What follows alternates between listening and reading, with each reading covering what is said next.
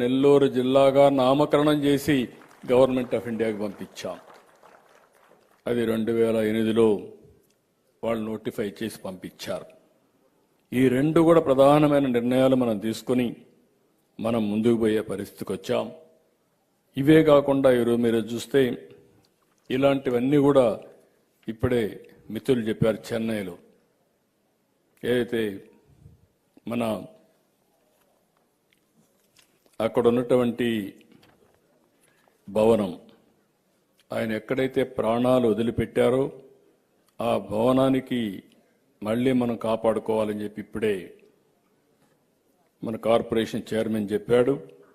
తప్పకుండా ఆ భవనాన్ని అన్ని విధాలా ప్రొటెక్ట్ చేయడమే కాకుండా పేరే ఆ బిల్డింగ్ పేరే మనం ఒక సాక్రిఫైస్ భవనంగా పెట్టి శాశ్వతంగా ఒక మెమోరియల్ కింద పెట్టి భావితరాలకు గుర్తింపు ఉండే విధంగా చెన్నైలో ఉండే విధంగా చేస్తామని చెప్పి కూడా మీ అందరికీ హామీ ఇస్తున్నా.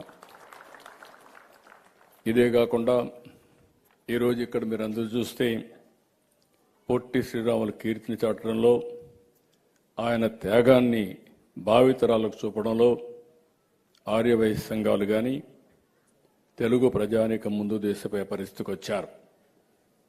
పొట్టి శ్రీరాములు గారు ఒక కులానికి సంబంధించిన వ్యక్తే కాదు, ఆయన తెలుగు ప్రజల ఆస్తి అని చెప్పి నేను మీకు తెలియజేస్తున్నా. ఇటు ఆంధ్ర అటు తెలంగాణ రెండు రాష్ట్రాల్లో కూడా ఉండే తెలుగు ప్రజల యొక్క ఆస్తి, తెలుగు ప్రజల యొక్క సెంటిమెంట్ కూడా, గుండె కూడా.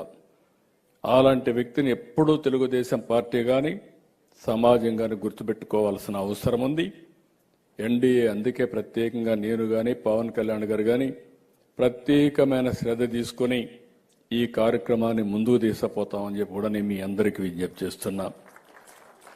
ఈరోజు ఇంకొక పక్క ఇక్కడ ఉండేటప్పుడు చూస్తే మా ఆడబిడ్డలు ఆర్య వయస్సులకు కుల దైవం వాసవి కన్యకా పరమేశ్వరి ఆత్మార్పణ దినాన్ని అధికారికంగా ప్రకటించాం. అది ఎప్పటికప్పుడు చేస్తున్నాం. ఇంకొక పక్కన మీరు చూస్తే అమ్మవారు జన్మించిన పశ్చిమ గోదావరి జిల్లా పెనుగొండ గ్రామం పేరు వాసవి పెనుగొండ అని మార్చడం కూడా జరిగింది. ఎందుకంటే ఈరోజు ఇక్కడ కాదు, దేశంలో ఉండే ఆర్య వయస్సులందరూ కూడా ఎక్కడైతే ఆవిడ జన్మించిందో అది సొంత గ్రామంగా జన్మస్థలంగా మీరందరూ భావిస్తారు. అలాంటి జన్మస్థలానికి వాసవి పెనుగొండని పేరితే సబబుగా ఉంటుందనే ఉద్దేశంతోనే అది పెట్టాం. తప్పకుండా ఒక రోజున వాసవి పెనుగొండ ఒక పర్యాటక కేంద్రమే కాకుండా ఒక దివ్య క్షేత్రంగా తయారవుతుందని చెప్పి కూడా నేను మీకు తెలియజేస్తున్నా. ప్రతి ఒక్క ఊర్లో టెంపుల్ కడుతున్నారు. ఆ తల్లి పుట్టిన పెనుగొండలో బ్రహ్మాండమైన టెంపుల్ కట్టి దేశంలో ఉండే ఆర్య వయస్సులే కాకుండా ప్రతి ఒక్కరూ వచ్చి తల్లి అనుగ్రహం పొందే విధంగా చేయాల్సిందిగా కూడా మీ అందరికీ విజ్ఞప్తి చేస్తున్నా. చేస్తారని చెప్పి ఆశిస్తున్నా. ఇంకొక పక్కన ఆర్య వయస్సుల విన్నపం మేరకు కొంతమంది సర్టిఫికెట్లన్నీ రకరకాలుగా ఇచ్చేవాళ్ళు.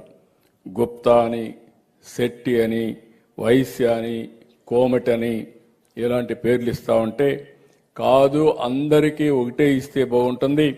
ఆర్య వయస్య పేరుతో ఇమ్మంటే తొందరలోనే దీన్ని కూడా తీసుకొచ్చి ఆ గౌరవాన్ని కూడా కాపాడతామని చెప్పి కూడా నేను మీకు తెలియజేస్తున్నా. నాకెప్పుడు ఒక నమ్మకం, అందరికంటే ఆర్య వయస్సులు మీరు చూస్తే 10 రూపాయలు సంపాదిస్తే 2 రూపాయలు దాన ధర్మాలకు ఖర్చు పెడతారు. అది మీ యొక్క సంస్కృతి, అది మీకు వారసత్వంగా వచ్చినటువంటి సాంప్రదాయం కూడా. సంపాదన ముఖ్యం. వచ్చిన డబ్బుల్లో ఒక 2 రూపాయలు చారిటీకి ఖర్చు పెట్టేది సమాజంలో చాలా మందిని చూశాను. కానీ అందరికంటే ముందున్నటువంటి వర్గం ఆర్య వయస్య కులం అని చెప్పి కూడా నేను మీకు తెలియజేస్తున్నా.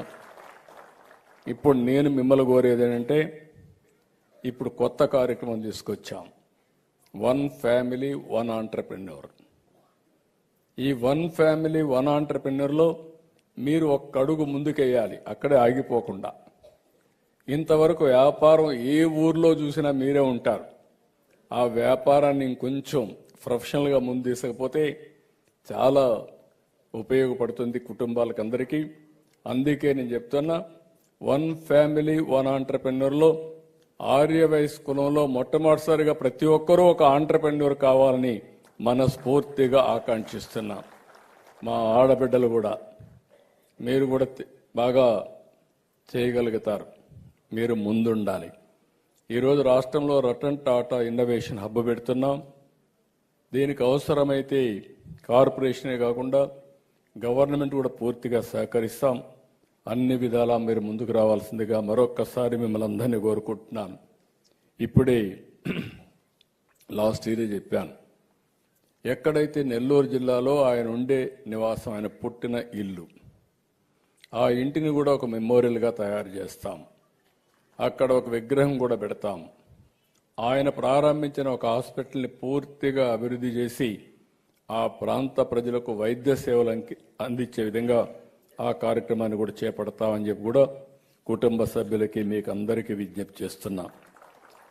ఇది కాకుండా ఈరోజు ఇవన్నీ చూసిన తర్వాత కొంతమంది ఇంకా కూడా రాజకీయం చేసే పరిస్థితిలో ఉన్నారు. నేను చెప్పిన తర్వాత మీ అందరూ రాష్ట్రంలో గుర్తుపెట్టుకోవాల్సింది, దీనికంటే మెరుగైన రోజు లేదు, సరైన రోజు లేదు. ఆయన త్యాగం చేసిన రోజు. అందుకే రేపు రాబోయే రోజుల్లో కూడా ఆ స్టాచ్యూ పేరు కూడా పొట్టి శ్రీరాములు స్టాచ్యూ కాదు, స్టాచ్యూ ఆఫ్ సాక్రిఫైస్. త్యాగానికి గుర్తుండాలి, ఆ రోజు గుర్తుండాలి. శాశ్వతంగా అలాంటి మహనీయులు గుర్తుంటే రేపు రాబోయే రోజుల్లో అందరిలో కూడా అలాంటి ఒక స్ఫూర్తి వస్తుంది. జాతి కోసం పనిచేస్తారని చెప్పి కూడా నేను మీకు తెలియజేస్తున్నా. ఈరోజు మనం ఒకసారి చూసినప్పుడు ఆంధ్రప్రదేశ్ రాష్ట్రం ఎంతోమంది మేధావులు ఈ రాష్ట్రానికి వని తీసుకొచ్చారు. కానీ మన దురదృష్టం, పర్మనెంట్ అడ్రస్ లేకుండా అటు ఇటు తిరిగాం.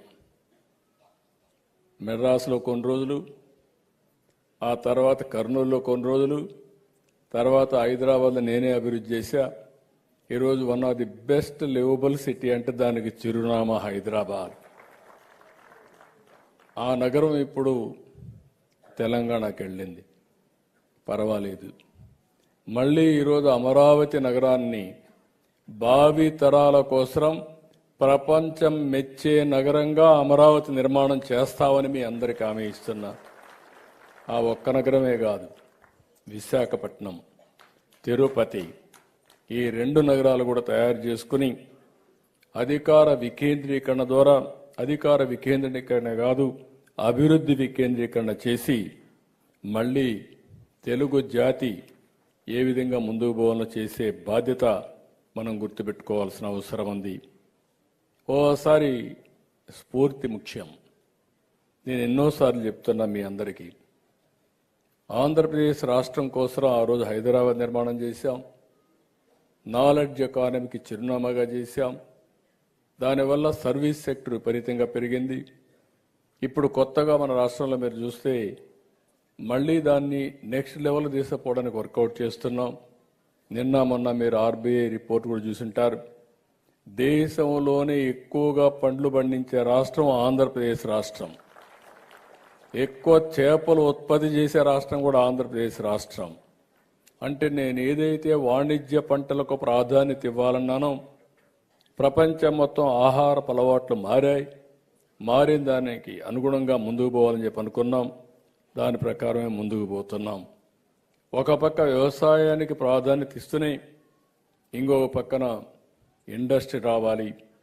గడిచిన 1.5 సంవత్సరంలో పెద్ద ఎత్తున ఇండస్ట్రీస్ వస్తున్నాయి. 21 లక్షల కోట్ల రూపాయలు పెట్టుబడులు సాధించిన ఏకైక రాష్ట్రం ఆంధ్రప్రదేశ్ రాష్ట్రం 18 నెలల్లో.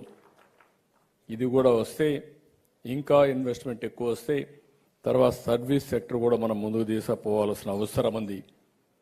మనం ఏమాత్రం ఆలస్యం చేయడానికి వీలు లేదు. మొన్నటి వరకు ఈ రాష్ట్రంలో చూశారు 3 రాజధానులు. అదే మహాకుట్ర. ఒక మాటలో చెప్పాలంటే 3 రాజధానులు మాట్లాడి అసలు రాజధాని ఏదో లేకుండా చేసి మనం ప్రపంచం అంతా కూడా అపహాస్యమయ్యే పరిస్థితికి వచ్చాం. కనీసం మీరు రాజధాని పేరు చెప్పలేకపోతున్నారని. ఎంత నామోషిగా ఉంటుందంటే ఓసారి నీ పేరేంటంటే మన పేరు చెప్పుకోలేని పరిస్థితికి మనం వచ్చాం. ఎక్కడి నుంచి వచ్చావంటే ఆంధ్రప్రదేశ్ రాష్ట్రం అంటే మీది ఎక్కడ రాజధాని అంటే చెప్పలేని పరిస్థితిలో ఉన్నాం. ఈరోజు గర్వంగా చెప్పగలుగుతున్నాం మా రాజధాని అమరావతి అని. చెప్పడమే కాదు ప్రతి ఒక్కరూ గుర్తించే పరిస్థితి తీసుకొస్తాం. అలాంటి పరిస్థితిలో ఇంకొక పక్కన మీరు చూస్తే నేను ఏ పని చేసినా భావితరాల కోసం ఆలోచిస్తాను. సంపద సృష్టి